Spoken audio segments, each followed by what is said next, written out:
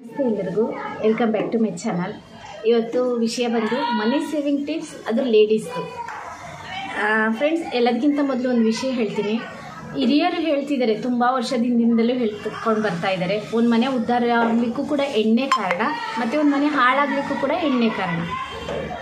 ತುಂಬ ಜನ ಹೌಸ್ ವೈಫ್ನವರು ಅನ್ಕೋಬೋದು, ಅಯ್ಯೋ ನಾನು ಏನು ಮಾಡ್ತಾ ಇಲ್ವಲ್ಲ, ನಾನು ಖಾಲಿ ಮನೆಯಾಯಿತು, ಮನೆ ಕೆಲಸ ಆಯಿತು, ಮಕ್ಕಳಾಯಿತು, ಇದೇ ಆಯ್ತಲ್ಲ ಜೀವನ ಅಂತ ಎಷ್ಟೋ ಜನ ಫೀಲ್ ಮಾಡ್ಕೋತಾ ಇರ್ತಾರೆ. ನಾನು ಅವ್ರಿಗೆಲ್ರಿಗೂ ಕೂಡ ಇವತ್ತೊಂದು ವಿಷಯ ಹೇಳೋಕ್ಕೆ ಇಷ್ಟಪಡ್ತೀನಿ. ಗೃಹಿಣಿ ಆದರೂ ಕೂಡ ನಾವು ಮನೇನ ಉದ್ಧಾರ ಮಾಡ್ಬೋದು, ಗೃಹಿಣಿ ಆದರೂ ಕೂಡ ನಾವು ಮನೇನ ಮುಂದೆ ತರ್ಬೋದು, ಗೃಹಿಣಿ ಆಗೇ ನಾವು ತುಂಬ ದೊಡ್ಡ ಶ್ರೀಮಂತರಾಗ್ಬೋದು. ಅದು ಹೇಗೆ ಅಂದರೆ ಫ್ರೆಂಡ್ಸ್, ಗೃಹಿಣಿಯರ ಕೈಯಲ್ಲೇ ಎಲ್ಲ ಇರುತ್ತೆ. ಆ ಮನೆ ಉದ್ಧಾರ ಆಗೋದು, ಹಾಳಾಗೋದು. ಗಂಡ ಏನು ದುಡ್ದು ಬಿಡ್ತಾರೆ, ಅವ್ರು ಎಷ್ಟಾದರೂ ದುಡಿಬೋದು, 50,000 ದುಡಿಬೋದು, ಲಕ್ಷ ದುಡಿಬೋದು. ಅದನ್ನು ಹೇಗೆ ಖರ್ಚು ಮಾಡಬೇಕು, ಮನೇನ ಅದರಿಂದ ಹೇಗೆ ನಿಭಾಯಿಸಬೇಕು, ಮತ್ತು ಮಕ್ಕಳನ್ನ ಹೇಗೆ ನಿಭಾಯಿಸಬೇಕು, ಅವ್ರಿಗೆ ಒಳ್ಳೆ ಸಂಸ್ಕಾರ ಎಲ್ಲ ಹೇಗೆ ಕೊಡಬೇಕು ಅನ್ನೋದು ಅಲ್ಲಿ ಮನೆಯ ಯಜಮಾನ ಅಲ್ಲ, ಗೃಹಿಣಿನೇ ಮಾಡುವಂಥದ್ದು. ಗೃಹಿಣಿ ಏನಾದರೂ ಕೂಡ ನನ್ನ ಗಂಡ 50,000 ದುಡಿತಾರೆ, ಲಕ್ಷ ದುಡಿತಾರೆ ಅಂತ ಅಂದ್ಬಿಟ್ಟು ಬೇಕಾಬಿಟ್ಟು ಖರ್ಚು ಮಾಡ್ಕೊಂಡು, ಕೆಲವೊಬ್ಬರು ಇದ್ದಾರೆ, ಎಲ್ಲ ಲೇಡೀಸ್ಗಳು ಕೂಡ ಈ ರೀತಿ ಯೋಚನೆ ಮಾಡ್ತಾರೆ ಅಂತಲೂ ಕೂಡ ಹೇಳಲಿಕ್ಕಾಗಲ್ಲ.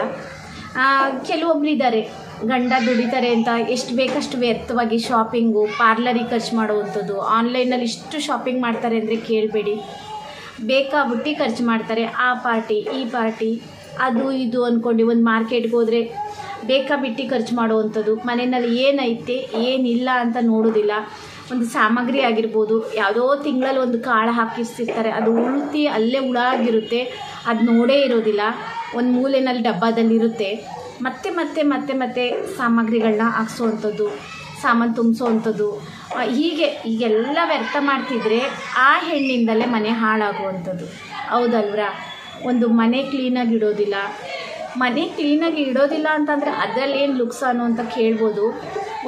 ಒಂದು ಬಟ್ಟೆ ಆಗಿರ್ಬೋದು, ಒಂದು ವಸ್ತು ಆಗಿರ್ಬೋದು, ನಾವು ಪ್ರತಿನಿತ್ಯ ಸ್ವಚ್ಛವಾಗಿ ಕ್ಲೀನ್ ಮಾಡಿ ಇಟ್ಟರೆ ಮಾತ್ರ ಅದು ಹೆಚ್ಚು ಬಾಳಿಕೆ ಬರುವಂಥದ್ದು. ಹೇಗೆ ಬೇಕು ಹಾಗೆ ಬೇಕಾಬಿಟ್ಟು ಬಿಸಾಡಿದರೆ ಆ ವಸ್ತು ಅದು ಹಾಳಾಗ್ತದೆ, ಮುರಿದೋಗುತ್ತೆ, ಒಡೆದೋಗುತ್ತೆ. ಆವಾಗ ನಮಗೆ ಅದರ ಅವಶ್ಯಕತೆ ಇದೆ ಅಂದಾಗ ಅದು ನಮಗೆ ಮತ್ತೆ ಮತ್ತೆ ಖರೀದಿ ಮಾಡಬೇಕಾಗ್ತದೆ. ಅದರಿಂದಲೂ ಕೂಡ ವ್ಯರ್ಥ ಅಲ್ವರಾ? ಒಂದು ಗೃಹಿಣಿ ಅಂತಂದರೆ ಹೋಗಿ ಹೊರಗಡೆನೇ ಹೋಗಿ ಲಕ್ಷಾಂತರ ರೂಪಾಯಿ ದುಡಿಬೇಕು, ಸಾವಿರಾರು ರೂಪಾಯಿ ದುಡಿಬೇಕು ಅನ್ನೋದೇನಿಲ್ಲ.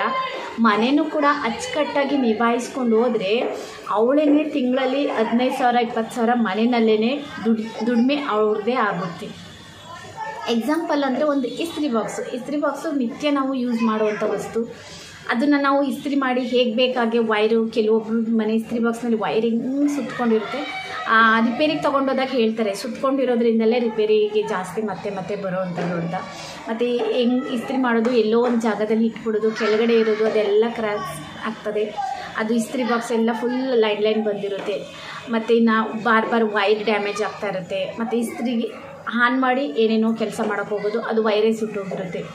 ಅದು ನಾನು ಚಿಕ್ಕ ಎಕ್ಸಾಂಪಲ್ ಕೊಟ್ಟೆ ಅಷ್ಟೇ. ಅಂದರೆ ನಮ್ಮ ಗೃಹಿಣಿಯರು ಹೇಗೆಲ್ಲ ಹಾಳು ಮಾಡ್ತಾರೆ ಅನ್ನೋದಕ್ಕೋಸ್ಕರ ಅದನ್ನೇ ನಾವು ಅದಕ್ಕೆ ಸ್ವಲ್ಪ ಜ್ಞಾನ ಇಟ್ಟು ನೀಟಾಗಿ ಮಾಡಿ ಅದ್ರ ಕೆಲಸ ಆದಮೇಲೆ ಅದ್ರ ಜಾಗದಲ್ಲಿ ನಾವು ಅದು ಇಡುವಂಥದ್ದು. ಚಿಕ್ಕ ಕಪ್ಪು, ಕೆಲವೊಬ್ಬರು ಲೇಡೀಸ್ಗಳೇನು ಗೊತ್ತಾ, ಮಕ್ಕಳಿಗೆ ಕಪ್ಪಲ್ಲಿ ಹಾಲೋ ಅಥವಾ ಚಾಯ್ನೋ ಏನೋ ಒಂದು ಕೊಡ್ತಾರೆ, ಅಥವಾ ಅವರೇ ಕುಡಿತಾರೆ. ಅದನ್ನು ನೀಟಾಗಿ ತೊಗೊಂಡೋಗಿ ಅದು ಸಿಂಕಲ್ಲಿ ಇಡೋದು ಅಥವಾ ತಕ್ಷಣ ತೊಳೆದಿಡೋದು ಮಾಡಲ್ಲ, ಎಲ್ಲೆಲ್ಲೋ ಇಡ್ತಾರೆ.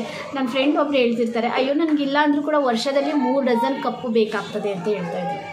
ಚಾಯ್ ಕಪ್ಪು ಅಂದರೆ ಒಡೆದೋಗ್ತಾ ಇರ್ತವೆ ಅವ್ರ ಮನೆ. ಹೇಗೆ ಹೊಡೆದೋಗ್ತವೆ? 3 ಡಜನ್ ಚಾಯ್ ಕಪ್ಪು ಅಂದರೆ ವರ್ಷದಲ್ಲಿ 3 ಸಲ ಅವ್ರು ಖರೀದಿ ಮಾಡ್ತಾರೆ. ಚಾಯ್ ಕಪ್ಪ ಅಂತಂದರೆ ಒಂದೊಂದು ಚಾಯ್ ಕಪ್ಪು ಇಲ್ಲಾಂದ್ರೆ 350 400 ಒಳ್ಳೆ ಕ್ವಾಲಿಟಿ ತೊಗೊಳ್ಬೇಕು ಅಂತಂದರೆ ಅಷ್ಟಿರುತ್ತೆ. 200 ರೂಪಾಯಿಗೂ ಸಿಗುತ್ತೆ, ಹಂಗೆ ಅನ್ಕೋಬೇಡಿ.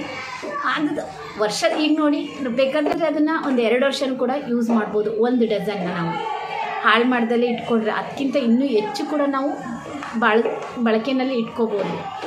ಅವ್ರು ಹೇಳ್ತಾರೆ ವರ್ಷಕ್ಕೆ 3 ಡಜನ್ ನಮ್ಮ ಹತ್ರ ಹಾಳಾಗ್ತದೆ. ಚಾಯ್ ಕುಡ್ದು ಇಟ್ಟಿರ್ತೀವಿ, ನನ್ನ ಮಕ್ಕಳು ಬರ್ತಾರೆ, ಒದಿತಾರೆ. ಅಥವಾ ಕೆಲವೊಂದು ಸಲ ನಾನೇ ಪಾತ್ರೆ ತೊಳಿಬೇಕಾದ್ರೂ ಕೂಡ ನನ್ನ ಕೈಯಿಂದಲೂ ಕೂಡ ಮಿಸ್ ಆಗಿ ಕೂಡ ಒಡೆದೋಗಿರೋದುಂಟು. ಕೆಲವೊಂದು ಸಲ ಪಾತ್ರೆ ತುಂಬಬೇಕಾದ್ರೆ ಅದನ್ನು ಕೂಡ ತುಂಬಿರ್ತೀನಿ, ದಬನ್ ಬೇಗ ಕೆಲಸ ಮಾಡಬೇಕಾದ್ರೆ ಒಡೆದೇ ಹೋಗ್ತಿರ್ತದೆ. ಅದು ಹೇಗೆ ನೀವು ಮೇಂಟೈನ್ ಮಾಡ್ತೀರಿ? ನನಗಂತೂ ವರ್ಷದಲ್ಲಿ 3 ಡಜನ್. ಅಲ್ಲಿ ಅಲ್ವರ ಈಗ ನೋಡಿ ಗೃಹಿಣಿ ಅನ್ನೋರು ಮನೆ ಉದ್ಧಾರವಾಗಲಿಕ್ಕೂ ಕೂಡ ಅವರೇ ಕಾರಣ, ಮನೆ ಹಾಳಾಗಲಿಕ್ಕೂ ಕೂಡ ಅವರೇ ಕಾರಣ. ಅದಕ್ಕೆ ನಾನು ಹೇಳೋವಂಥದ್ದು, ನಾನು ದುಡಿಯೋದಿಲ್ಲ, ನಾನು ಸಂಪಾದನೆ ಮಾಡೋದಿಲ್ಲ ಅಂತ ಯಾರು ಕೂಡ ಅಂದ್ಕೋಬೇಡಿ. ಮನೆ ನಿಭಾಯಿಸೋದ್ರಲ್ಲಿ ನೀವು ಸರಿಯಾದ ರೀತಿಯಲ್ಲಿ ನಿಭಾಯಿಸಿದರೆ ನೀವು ಒಬ್ಬರು ವರ್ಕಿಂಗ್ ವುಮೆನ್ ಅಥವಾ ಹೊರಗಡೆ ಹೋಗಿ 20,000 ರೂಪಾಯಿ 30,000 ರೂಪಾಯಿ ಸಂಪಾದನೆ ಮಾಡ್ತಿರಲ್ಲ, ಅವ್ರಿಗಿಂತ ಏನೂ ಕಮ್ಮಿ ಅಲ್ಲ. ಕೆಲವೊಬ್ಬರು ಗಂಡಸರುಗಳು ಇದನ್ನು ಅರ್ಥ ಮಾಡ್ಕೋತಾರೆ. ಏಕೆಂದರೆ ಆ ಹೆಂಡತಿ ಮನೇನ ನಿಭಾಯಿಸೋದನ್ನ ನೋಡ್ತಾರಲ್ಲ ಪ್ರತಿನಿತ್ಯ, ಅವರು ಹೇಗೆ ನಿಭಾಯಿಸ್ತಾರೆ ಮತ್ತು ಅವ್ರ ಪರಿಸ್ಥಿತಿಗೆ ತಕ್ಕಾಗೆ ಹೇಗೆ ನಿಭಾಯಿಸ್ತಾರೆ ಅನ್ನೋದನ್ನೆಲ್ಲ ನೋಡಿ ಅವರೇನೆ ಅವ್ರ ಹೆಂಡತಿಗೆ ಒಳ್ಳೆ ಸ್ಥಾನ ಕೊಡ್ತಾರೆ, ಒಳ್ಳೆ ಪ್ರೀತಿ ಮಾಡ್ತಾರೆ, ಒಳ್ಳೆ ಗೌರವ ಕೊಡ್ತಾರೆ. ಅಂದರೆ ನನ್ನ ಹೆಂಡತಿ ನನ್ನ ಕಷ್ಟದಲ್ಲೆಲ್ಲ ಹೇಗೆ ಮನೇನ ನಿಭಾಯಿಸ್ಕೊಂಡು ಹೋಗ್ತಾಳೆ, ನನ್ನ ಹೆಂಡತಿ ಗ್ರೇಟು, ನನ್ನ ಹೆಂಡತಿನೇ ನನ್ನ ಮನೆ ದೇವತೆ, ನನ್ನ ಹೆಂಡ್ತಿನೇ ನನ್ನ ಉದ್ಧಾರ, ನನ್ನ ಸಕ್ಸಸ್ಸಿಗೆ ಕಾರಣ, ನನ್ನ ಉದ್ಧಾರಕ್ಕೆ ನನ್ನ ಹೆಂಡ್ತಿನೇ ಕಾರಣ ಅಂತ ಅವರು ತುಂಬಾ ಇಷ್ಟಪಟ್ಟು ಹೊಗಳುತ್ತಾರೆ. ಅಂದರೆ ಅರ್ಥ ಮಾಡ್ಕೊಳ್ಳೋವಂಥ ಗಂಡಸರುಗಳು ಅಂದರೆ ಕೆಲವೊಬ್ಬರು ಇರ್ತಾರೆ, ಅವ್ರಿಗೇನು ಮಾಡೋಕ್ಕಾಗಲ್ಲ ಅಲ್ವರ. ಅದಕ್ಕೆ ನಾನು ಹೇಳ್ತೀನಿ, ಯಾವ ಲೇಡೀಸು ನಾನು ದುಡಿತಾ ಇಲ್ಲ ಅಥವಾ ನಾನೇನು ಸಂಪಾದನೆ ಮಾಡೋದಿಲ್ಲ, ನಾನು ಮನೆಯಲ್ಲೇ ಇರ್ತೀನಿ ಅಂತ ಅಂದ್ಕೊಂಡು ಇರಬೇಡಿ. ಆದಷ್ಟು ಕೂಡ ನೀವು ಮನೇನ ಹೇಗೆ ನಿಭಾಯಿಸಬಹುದು ಒಳ್ಳೆ ರೀತಿಯಲ್ಲಿ ಅಂತ ಅನ್ನೋದನ್ನ ನೀವು ಕೂಡ ಯೋಚನೆ ಮಾಡಿ. ಈಗಂತೂ ಎಲ್ಲರೂ ಕೂಡ ತುಂಬಾ ಬುದ್ಧಿವಂತರು. ಹಂಗಂತ ಅಂದ್ಬಿಟ್ಟು ನಾವು ಪಾರ್ಲರ್ಗೆ ಹೋಗ್ಬಾರ್ದಾ, ಶಾಪಿಂಗ್ ಮಾಡಬಾರ್ದಾ, ಅಥವಾ ನಾವೇನು ಖರೀದಿ ಮಾಡಬಾರ್ದಾ, ಫ್ರೆಂಡ್ಸ್ಗಳ ಜೊತೆ ಪಾರ್ಟಿಗೆ ಹೋಗ್ಬಾರ್ದಾ, ಅದೆಲ್ಲ ಇಲ್ಲ ನೋಡಿ. ಎಲ್ಲನೂ ಮಾಡ್ಬೋದು, ಎಲ್ಲದಕ್ಕೂ ಕೂಡ ಒಂದು ಲಿಮಿಟ್ ಅನ್ನೋದಿರುತ್ತೆ. ಆ ಲಿಮಿಟ್ ಮೀರಿ ಹೋದರೆ ಎಲ್ಲ ಕೂಡ ತಪ್ಪೇನೆ. ನಮ್ಮ ಲಿಮಿಟ್ನಲ್ಲಿ ನಾವಿದ್ದರೆ ಎಲ್ಲ ಸುಖನೂ ಕೂಡ ನಾವು ಅನುಭವಿಸ್ಕೊಂಡು ನಾವು ವ್ಯರ್ಥ ಆಗೋ ರೀತಿಯಲ್ಲಿ ಹಣನೂ ಕೂಡ ಸೇವ್ ಮಾಡ್ಬೋದು, ನಮ್ಮ ಮನೆಯೂ ಕೂಡ ಉದ್ಧಾರ ಆಗೋ ರೀತಿಯಲ್ಲಿ ನಾವು ಇರ್ಬೋದು.